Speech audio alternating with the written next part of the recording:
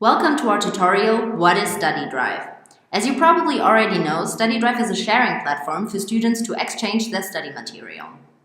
In the courses, you can upload all documents you created yourself for university, such as summaries, notes, or solutions.